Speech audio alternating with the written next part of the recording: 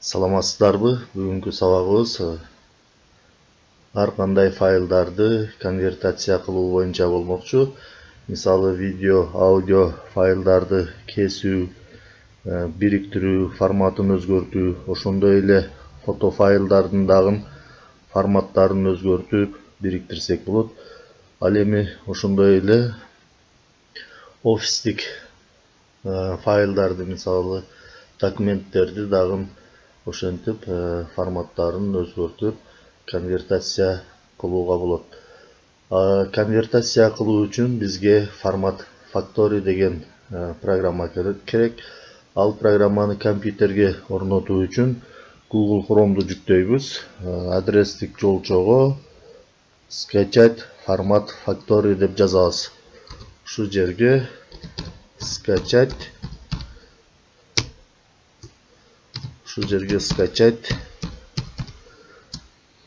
формат factory деп жазып, клавиатурадан Enter клавишасын басабыз. Басканыбызда ушундай формат factory'нин бардык түрлөрү чыгат. Бул жерден формат factory 5.1.0.0 деген версиясыны компьютерге орнотобуз. Ал үчүн ушул шилтемени басабыз. Басканыбызда бизге төмөнкүдөй бет ачылат. Ушундай бет ачылат. Бул жерде последняя версия дегенди басабыз. Последняя версия деген басканыбызда бизге дагы төмөнкүдөй бет ачылат. Скачать деген. Ушу скачать деген баскычты бассак, компьютерге ушул формат factory программасынын установочный файлы өтөт.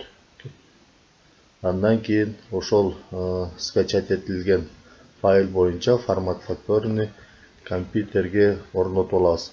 Компьютерге орногондон кийин программанын значогу ушундай болуп чыгат. Бул программа менен иштөө үчүн ушул программаны ачабыз. Ачканыбызда программанын терезеси төмөнкүдөй болуп ачылат. Да, формат factory'нин терезеси ушундай болуп ачылат. Бул жерде видео файлдар менен иштөө үчүн видео дегенди тандасак, ушундай бөлүктөрү чыгат. Мына ар кандай форматтагы видеолорду MP4 форматына өзгөртүү үчүн ушуну басабыз. MKF форматына өзгөртүү үчүн ушуну басабыз. GIF форматына өзгөртүү үчүн ушуну басабыз. WebM форматына өзгөртүү үчүн ушуну басабыз. Андан кийин бул жакта мобильный форматка, мисалы үчүн 3GP форматына өзгөртүү үчүн ушуну басабыз. Ал эми биз тарткан видеолорубуз бөлүктөргө бөлүнүп калган болсо, анда объединить видео клип деген менен видеолорубузду бириктирип алсак болот. Бул жерден видео мультиплеерге өзгөртүп алсак болот. Водяной знактарыны өчүрүп алсак болот. Ошондой эле запись экрана дегенди бассак, бул жерден компьютердин экранын записьдагын кылып алсак болот. Бул жерден видео downloader деген баскыч менен интернеттен ар кандай видеолорду көчүрүп алсак дагы болот. Бул программа орнотулганда бизге формат плеер деген плеер дагы кошо орнотулат. Андан кийин бул жакта аудио деген бар. Аудио деген бассак, биз аудио файлдар менен иштесек болот. Бул жерде мына ар кандай аудио файлдарды бириктирип алсак болот. Мисалы, ушул жерден попури жасап алсак болот. Бул жерден микшировка менен өзгөртүп алсак болот. Ар кандай форматтагы ырларды MP3 кылып алсак болот. Мисалы, WAV форматында болушу мүмкүн, WMA форматында болушу мүмкүн, ар кандай болушу мүмкүн. Ушул жерден MP3 кылып өзгөртүп алсак болот. Бул жакта дагы башка түрлөр бар. Ушундай кылып өзгөртүп алсак болот. Андан кийин бул жерде foto деген бар. Foto дегенди тандасак, biz foto faylдар менен иштесек болот. Мына foto faylдар WebP, JPEG, PNG, ICO, BMP, GIF, TIFF deja кылып өзгөртүп алсак болот. Ошондой эле бул жерде документ деген бөлүгү бар. Документ деген бөлүгүн бассак, мына PDF форматындагы файлдарды бириктирип алсак болот. PDF форматындагы файлды тексттик форматка өзгөртүп алсак болот. PDF форматындагы файлды Word'га өзгөртсөк болот. PDF форматындагы файлды ушул жерден Excel'ге өзгөртсөк болот. Жана PDF форматындагы файлды HTML'ге өзгөртсөк болот. Жана башка түрлөрү бар бул жерде. Ошондой эле CD жана DVD устройстволор менен иштесек да болот бул жерден. Ушуну бассак, мына бул жерде DVD видеону видеого өзгөртүп атат, аудио CD-ни файлга өзгөртүп атат, DVD CD-ни ISO, KSO файлдарга өзгөртүп алсак болот. Ушундай кылып иштесек болот. Мисалы, азыр видео файл менен иштеп көрөлү. Видео файл менен иштеп көрөлү. Бул жерде видео дегенди тандайбыз. Тандасак ушундай болуп чыгат. Биз кандайдыр бир видео файлды MP3 кылып өзгөртөлү. Мисалы, MP3 кылып өзгөртүү үчүн аудио дегенди тандайбыз. Мына аудио дегенди тандайбыз. Бул жерден MP3 дегенди тандайбыз. Тандаганыбызда бизге ушундай терезе ачылат. Бул жактан компьютерден биз ошо файлды сүйрөп келип ушу жерге, ушу терезеге таштайбыз. Мисалы, бул жерде мына видео файл, мына ачып көрөлү. Ушул видео файлды биз MP3 кылып өзгөртүшүбүз керек. Азыр мына ачып көрөлү.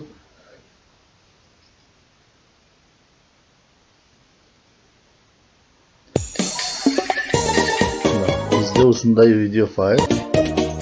Биз ушул видео файлды MP3 кылып өзгөртөлү. Ушул видео файлды мыштын көрсөткүчү менен кармап, сол кнопкасын басып, мыштын сүйрөп, ошо формат факторунун терезесине алып барып таштайбыз. Таштаганыбызда ушундай болуп жүктөлөт. Бул жерден OK деген OK'ди басабыз.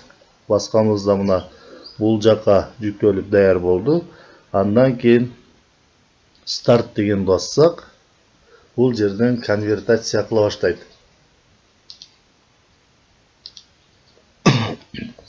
Азыр мына конвертация болуп атат. Бул өзү MP4 видео файл эле. Азыр бул файл MP3 болуп калат. Ушундай болуп конвертация болду. Андан кийин бул жактан көрөлү.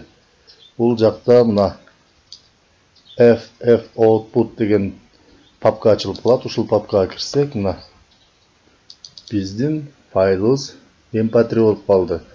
Азыр жүктөп көрөлү. Мына MP3 болуп калды. Эч кандай видео клип жок. Ушундай кылып биз ар кандай видео файлдарды MP3 кылып өзгөртүп алсак болот. Мына бул жерден көрөлү.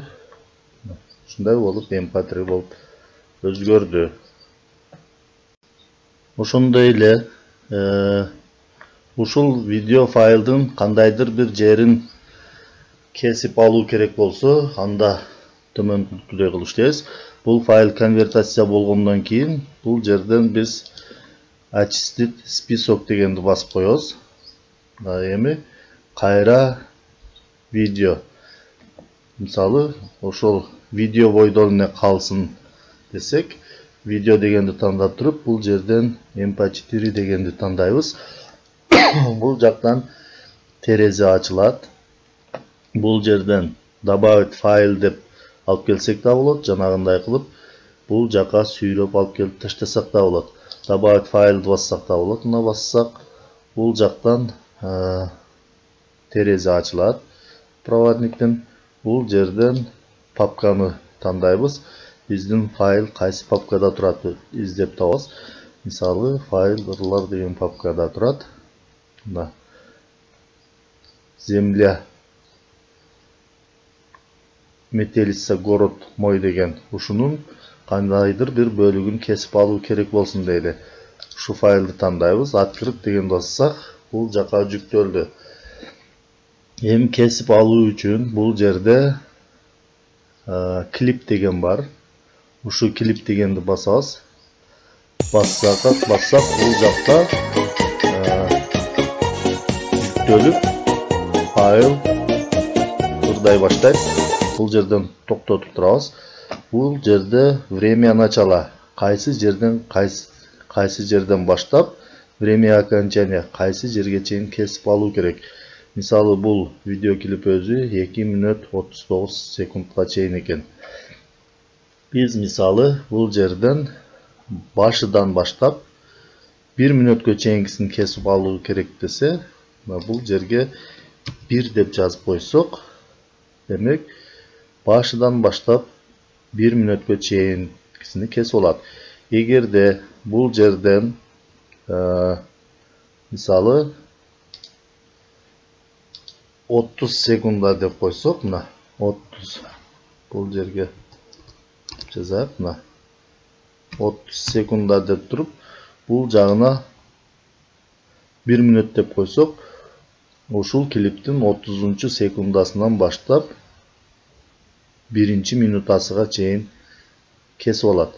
Демек 30 секунда аралыкты кесип алат.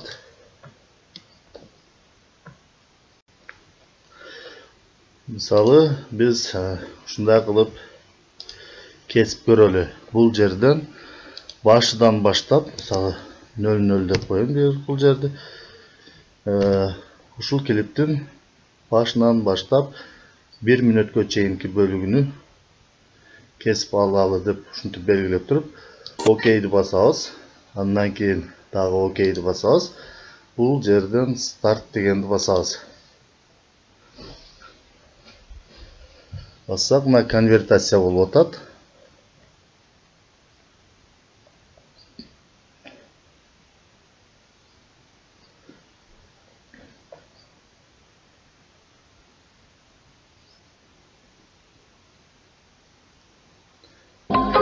Конвертация болуп бүттү. Бул жерден карап көрөбүз азыр. Проводникке киребиз. FF output дегенди ачабыз.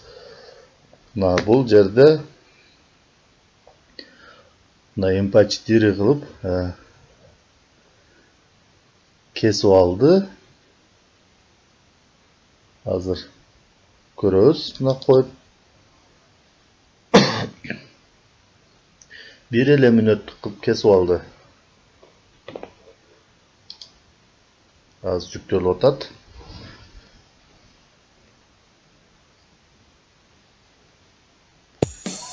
Мына бул жерде убагыны көрсөтүп турат. 1 мүнөткө чейинкисин кесип алды. Кичине жылдырып көрөйүн.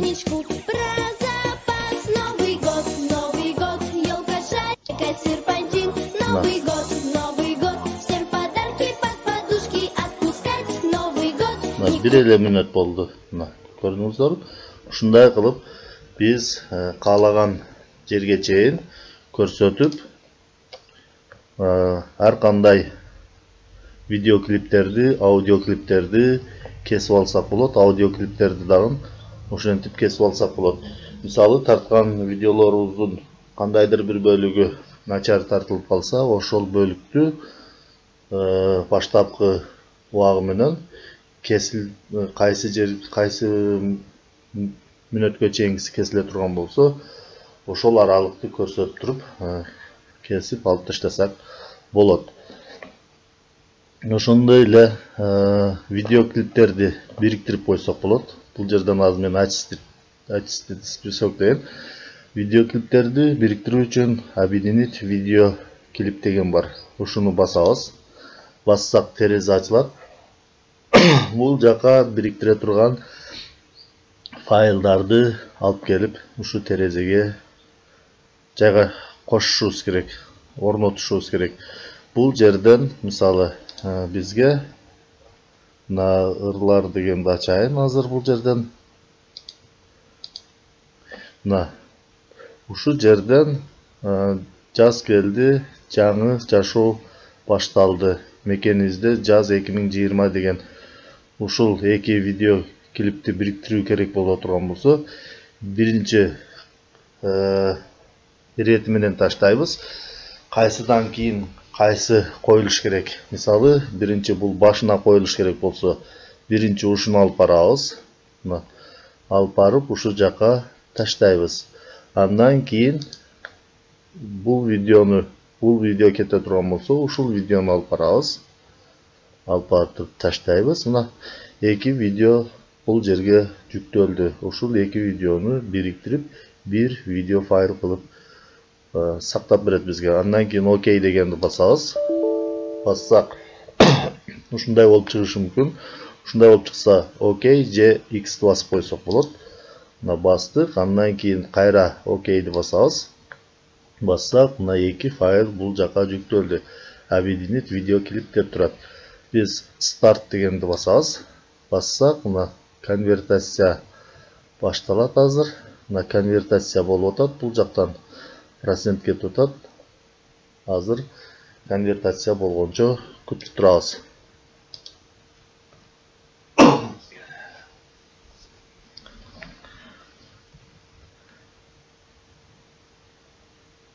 Мына конвертация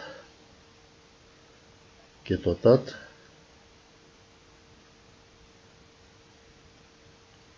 Азыр биринчи файлды конвертация кылып атат.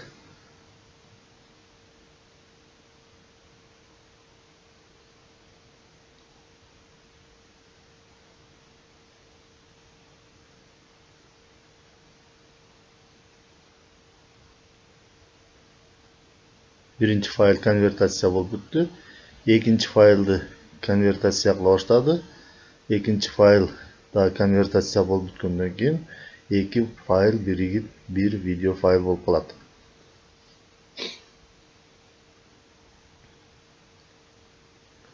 Мына 79 100%га жетип калды.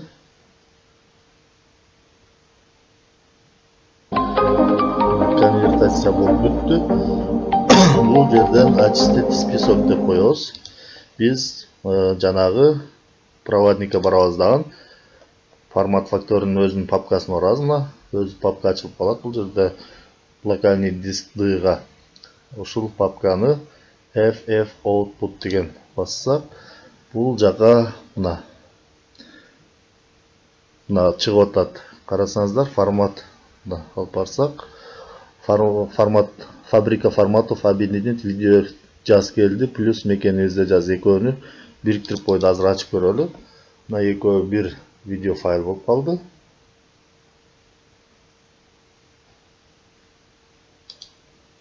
Мына эки видео файл бир.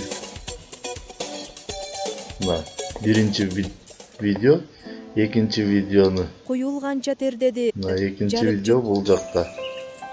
Деди көп этекчеңи. Дарак жашыл. Жарып жыттуу жаз. Биринчи видео ынтымак телевидениесинде тартылган экен. Экинчи видео мына уже бүттү. Мына экинчи видео бая телевидениянын белгиси жок. Экөө бир видео файл болуп сакталып калды. Биз ушундай кылып файлдарды өзгөртүп алсак болот. Мисалы, биз кандайдыр бир видео сабак тартканыбызда ошол видеолорубуз бөлүктөргө бөлүнүп калган болсо, ушундай кылып бириктирип алсак болот. Дагы мисалы бул жерден папыри жасап көрөлү. Мисалы бизге аудио дегенди тандайбыз. Мына бул жерден mp3 дегенди тандайбыз. Biz бул жака ырларды алып келип жүктөйбүз. Мисалы бул жерден ырлар деген бассак, ушул 3 ырды бириктирип попури кылып жасайлы. Мунан кандайдыр бул ырлардан кандайдыр бир бөлүктөрүнү кесип алып туруп, андан кийин бириктирели. Ал үчүн мисалы биринчи ырдан кандайдыр бир бөлүгүнү кесип алалы. Мисалы мына Дамирбеков дегендин ырынын кандайдыр бир бөлүгүн кесип алалы. Башынан бул жака алып келип таштайбыз. Бул жерден клип дегенди басабыз. Мына башынан баштап 1 мүнөткө чейингисин кесип алалы. Мына бул жака 1 деп жазабыз. 10 мүнөт болуп калды азыр. 1 деп жазабыз мына. Андан кийин окей басабыз. Дагы окей басабыз. Старт дегенди басабыз. Конвертация болуп атат мына.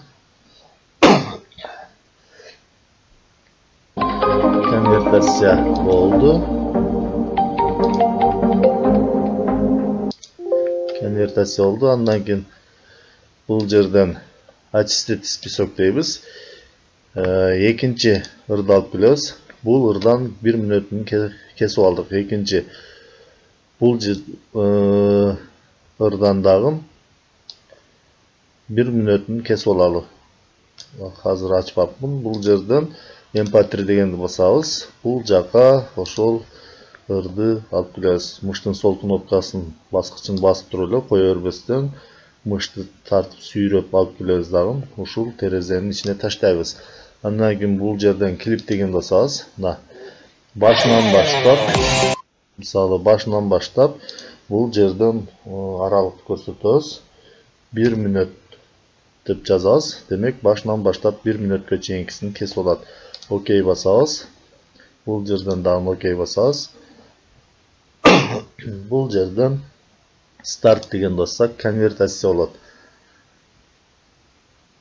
Мына конвертация болуп атат. Конвертация болуп бүттү.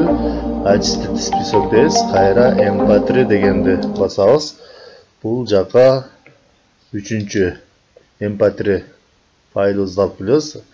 Ушул файлды сүйрөп барабыз дагы. Терезенин ичине таштайбыз. Бул mp3ден дагы башынан баштап 1 мүнөткө чейин кесип алалы. Пауза кылып турабыз. 1 мүнөткө чейинкисин кесип алабыз. 1 мүнөткө чейин көрсөтүп туруп, окей дегенди басабыз. Андан кийин дагы окей дегенди басабыз. Старт дегенди басабыз. Бассак, конвертация болуп атат мына. Конвертация болуп бүттү. Бул жерден очистить список деген басабыз. Эми ошол mp3 файлдарыбызды бириктирип бир попури файл жасашыбыз керек.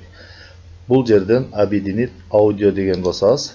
Бассак ушундай терезе ачылат. Бул жака жанагы ырларды, mp3лерди алып келип жүктөйбүз. Мына бул жака келсек, мына биринчи ушул ырды жасадык эле. Мына 469 килобайт. Демек биз 1 мүнөткө чейингисин гана кесип алганбыз. Алып келип таштайбыз. Андан кийин экинчи файлды алып келип таштайбыз. Өзүбүз каалагандай иретин менен алып келип таштасак, биринчи таштасак, ушул файл биринчи ырдалат, экинчи алып келингени экинчи ырдалат, үчүнчү келгени үчүнчү болуп ырдалат. Бул жерден үчүнчү файлды алып келип таштайбыз. Андан кийин окей деген басабыз. Андан кийин старт деген бассак, конвертация болуп баштайт.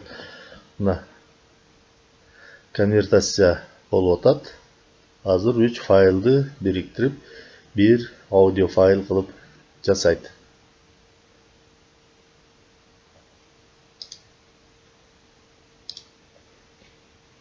Конвертация болуп бүттү. Биз карап көрөлү. Бул жерден очистить этип таштайбыз. еттик. Бул жака барабыз. Бул жерде так, фабрика форматов объединит аудио. Темир Дамирбеков, Рахымжан. Ушул файлдар бирикти. Биз ушул файлды ачып көрөбүз мына. Биздин файлдар биригип бир аудио файл болуп калды.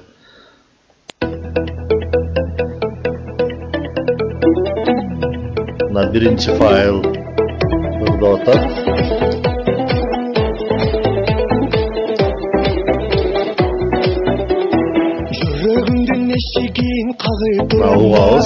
Bir gana söz aytayın, açuğundu bas. Жүрөгүңдүн эшигин кагып турама чач. Bir gana söz aytayın, açuğundu bas. Sağınıp kalsın deysinbi, sarıgıp kalsın deysinbi, tarınıp kalsın deysinbi, ey çasılıp kalsın deysinbi. Kimininde жүрөгүңдү orup kalsın deysinbi. Жүрөгүңдүн эшигин кагып турама чач. Bir gana söz aytayın, açуğundu bas. Төгүлбөсүн мончоктой көздөрүңдөн жаш. Жаштык көрөм мен сени өзгө гүлдөн раз. Экинчи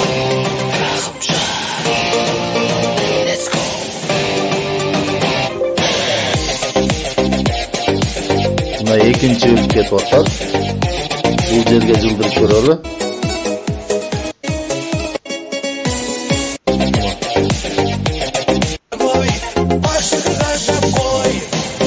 Азыр үчүнчү өр башталат азыр.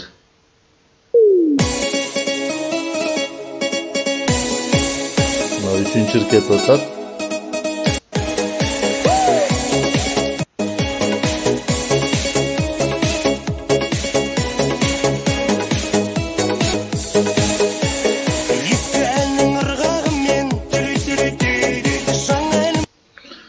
Ушундай кылып, ар кандай файлдарды бириктирип,